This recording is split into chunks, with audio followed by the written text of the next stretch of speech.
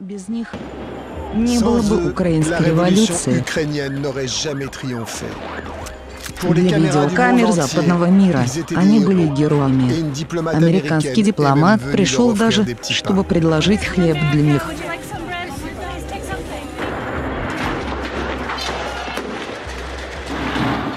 В феврале 2014 года эти уличные бойцы свергнули президента.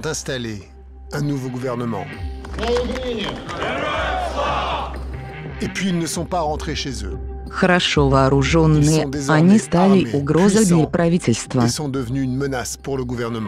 нас вони бояться найбільше. А бояться вони нас тому, що вони знають, що ми знаємо.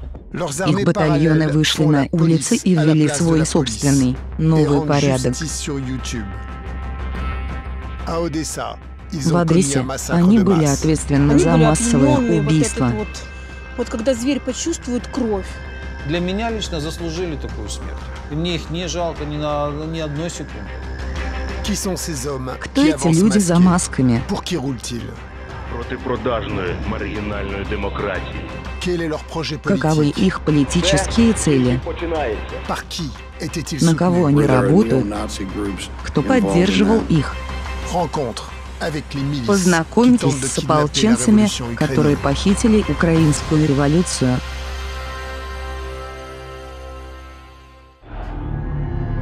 Фильм Пола Морейра.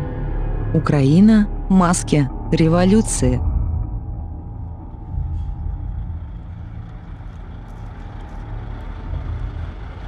Les premiers que je vais rencontrer sont les miliciens du secteur droit. Nous sommes à 800 km, au sud de Kiev. La révolution est terminée depuis 18 mois. Les miliciens viennent de prendre le contrôle de la frontière entre l'Ukraine et la Crimée.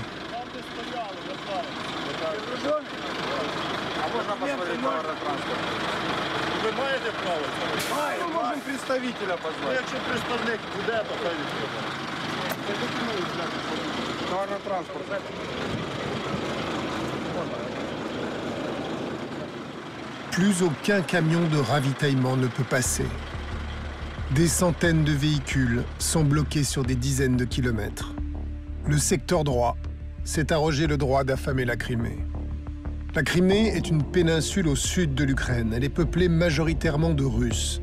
Après la révolution ukrainienne, sa population a massivement voté par référendum son allégeance à la Russie. La Crimée est désormais un territoire russe. Власть України приналежить народу, а ми і є народ. Народ проти, щоб кормили окупанта. Все. В Криму, допустим, 60 тысяч российских войск. Вот они едят с наших рук, и наши ж приходят и убивают. Вот и все. А пограничники официально, граница работает. Официально. Проезжайте, пограничники, без проблем. Но вот если вы пройдете этот кордон, а этот кордон обещает, что будет там, принимать меры, если мы начнем в наглую ехать. Как мы можем пойти против людей с автоматами и с коктейлями без ничего? Что мы можем сделать? И милиция даже не может попросить. Она же там стоит, милиция за этим всем наблюдает. Честно сказать, даже чуть-чуть побаиваемся, что может произойти. Imposer un blocus à un territoire est un acte grave qui peut déclencher une violente riposte militaire. Pourquoi l'État ukrainien laisse-t-il faire une milice incontrôlée? Как полицейский, моя задача – это охрана жизни украинских граждан. Le rôle des paramilitaires est mystérieux. Est-ce qu'ils font le sale boulot pour le compte du gouvernement? Ou bien est-ce qu'ils ont kidnappé le pouvoir dans la rue? Comment ont-ils acquis une telle importance?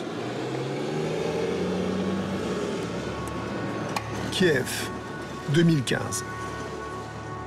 La place Maidan, où s'est déroulée la révolution, a retrouvé son visage habituel. En apparence, rien n'a vraiment changé. Le nouveau président, Porochenko, et son premier ministre, le jeune banquier Yatsenyuk, sont des vétérans de la politique ukrainienne. Quoi de neuf alors? La nouveauté, c'est un gouvernement qui a coupé ses liens avec la Russie et s'est tourné vers les Américains. Symbole de ce rapprochement, la ministre des Finances, Nathalie Yaresko, c'est une ancienne diplomate américaine. Elle a dû se naturaliser ukrainienne pour prendre ses fonctions. The United States of America is one of the strongest allies of Ukraine in our fight for our freedom, for our liberty and for our independence. Mais le plus frappant dans la Nouvelle-Ukraine, ce sont les portraits de ces hommes le long des rues. Ceux qu'on appelle les héros. Souvent membres des milices paramilitaires, ils ont permis le changement de régime. Il y a les morts, près d'une centaine d'entre eux a perdu la vie. Et puis il y a les vivants. Certains s'affichent sur des panneaux publicitaires géants pour les élections.